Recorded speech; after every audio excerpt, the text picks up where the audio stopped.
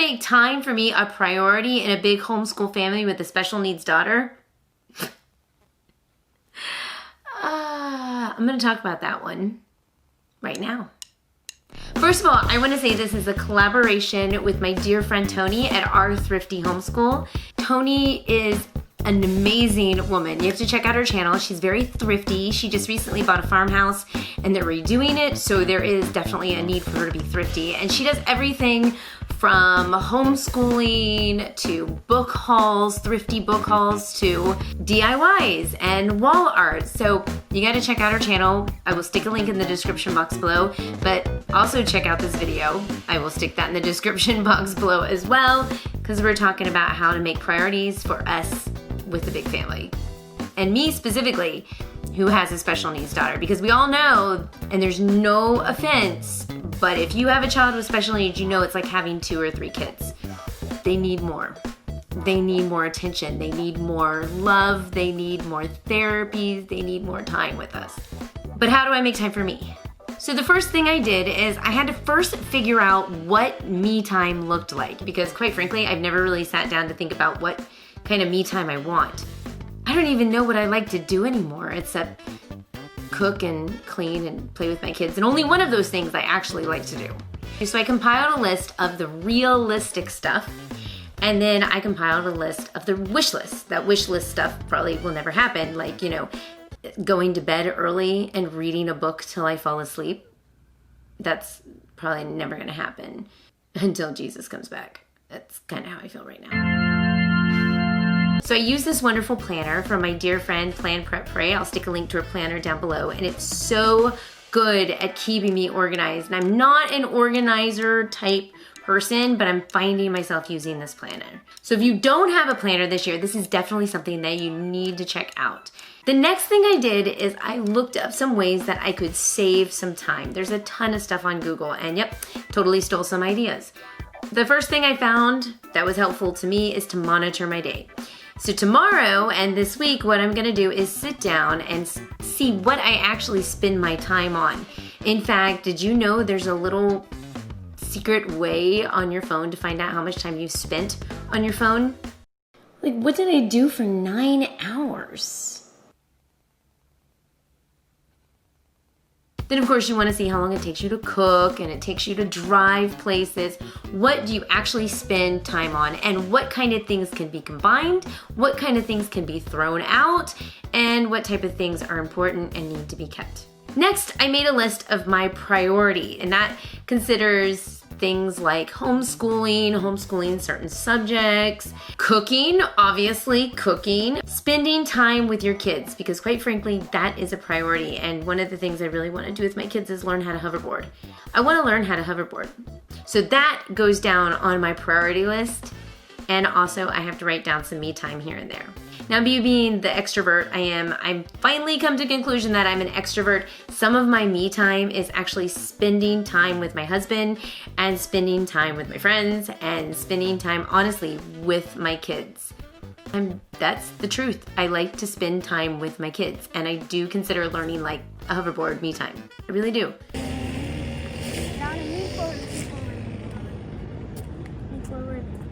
Wait, I said lean forward. Hopefully me time doesn't turn into hospital time. Oh my gosh, I'm gonna die. Oh, you okay? Because it could. Now, after I got all those priorities written down and I figured out how much time I'm actually wasting, which I'm gonna do tomorrow, it's now time for me to find ways to save time. Now, I mentioned before, cook shorter meals. Include your kids can also, you know, share that time, bonding time. Another way that I have really worked on saving time is by training my kids to take care of their things, make them more independent. So I want them to clean up after themselves. I want them to actually cook their meals. Hopefully they don't burn down the kitchen. So you have to teach them some, you know, practical skills, like if there's a fire, you put water on it, unless it's an oil fire. That's a different story. And also cleaning is part of the cooking process. And here's a fun one, use only 1 cup throughout the day. Don't have multiple cups. And also train them how to make their bed, put their clothes in the laundry, how to take a shower, how to take a bath, how to flush the toilet, how to use toilet paper. Oh, and also how to put toilet paper on the roll when they're done with the toilet paper. All those little things, you have to sometimes be naggy, but train them early and train them to be independent. And this one doesn't happen overnight. Trust me, it doesn't happen overnight. I do want to say something about my dear friend, the vacuum. Now, it's a robotic vacuum. I get it. It doesn't mop that well. It thinks it has a mop, but it doesn't. But this thing vacuums my floor. I can leave the house, turn it on, and come home to a swept floor. So one of the things I did when we moved into this house is I started to zone things. And what I mean by zoning is one area is for schooling, and one area is for cooking, and one area is for playing. We actually had enough rooms to make a playroom. This is the kids' playroom. But there is a rule. All their toys have to stay in this room. And at the end of the day, when I'm having my obsession about having the house clean before I go to sleep, I do this. And I don't have to think about it because that's their playroom. But there's no toys anywhere else in the entire house. So this week, I'm gonna go ahead and try to just rearrange my day so that I can have more time for my kids. I am gonna put some links down below of some websites that I kind of checked out, and I'll give you a recap.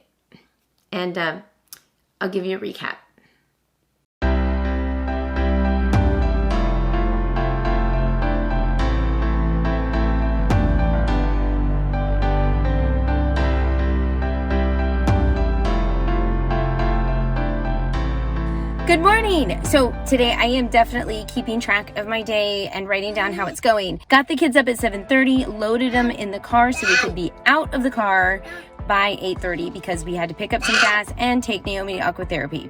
I felt like this morning was really productive. I didn't waste any time. Yes, and one way we saved on time is I am wearing the same clothes because I didn't take a shower last night. But I'm gonna take a shower before I go to the chiropractor today because that's me time at the chiropractor. So on the drive to Naomi's therapy, I did listen to some stuff on my phone. I didn't play on my phone. I listened to some stuff on my phone that I've been wanting to listen to. My kids listened too because I felt like it was appropriate. We didn't do school. We could totally always do audiobooks in the car. That's a great way to save on time. And then at therapy, my kids actually did their schoolwork. Now we moved into her occupational therapy and we're waiting for the therapist, and they're outside playing with each other, giving them some free time away from schoolwork while me and Naomi sit in the car. So technically we're wasting her time because she's just sitting here bored out of her mind. Are you bored, Naomi? Oh, now you're taking off your socks. Oh, we're putting on your socks now. Okay, well, let's get your shoes and socks and let you play a little bit before we go to OT.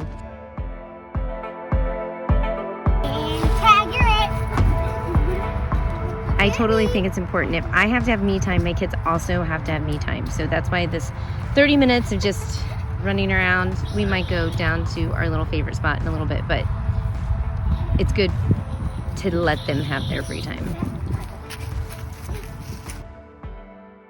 So hey, me time. I'm on the way to the chiropractor, and yeah, I took a shower for her because it would have been bad otherwise. So the one thing that I'm really noticing about today, as I'm looking at how I actually do spend my time, I'm being extra conscious about what I'm spending my time doing. So I don't think it's it's not accurate what I'm seeing. Because like, for example, I wanted to get on my phone, but I was like, no, I'm not gonna get on my phone. Instead, I'm gonna cuddle with my daughter for 10 minutes. So I did that instead. But it makes me start to recognize where my temptations are and how much I'm ignoring my children by doing things that I shouldn't be doing. And that's like a whole nother video. But by doing the things that I need to get done when they should get done, I'm also saving myself time so I can have quality me time.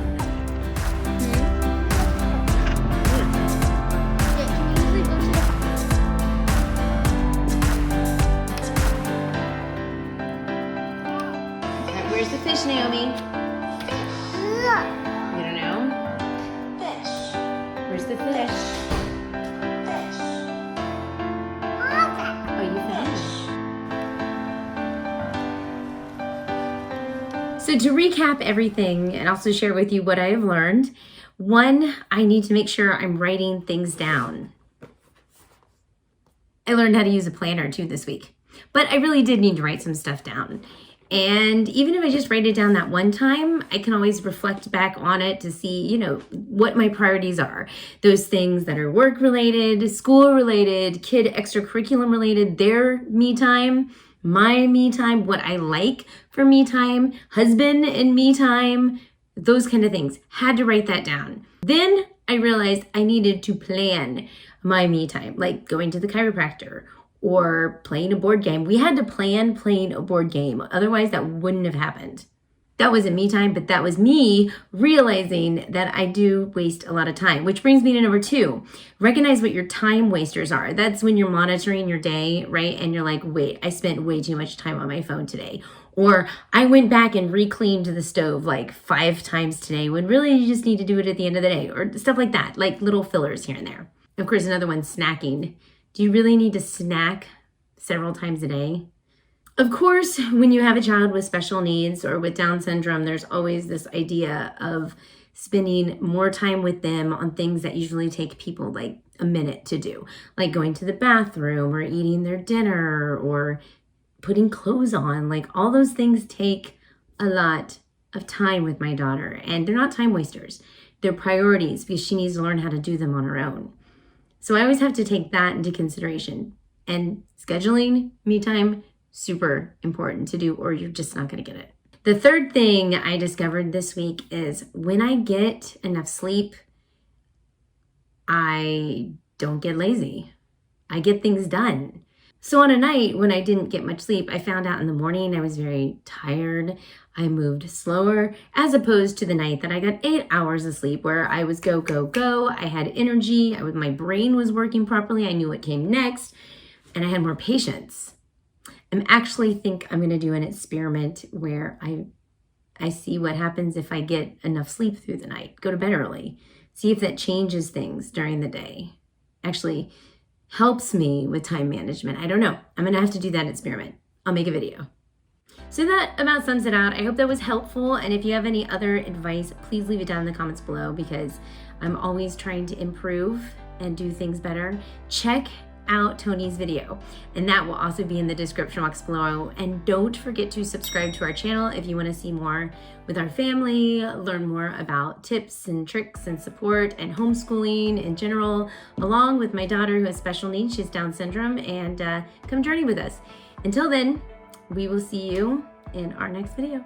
Thanks, guys.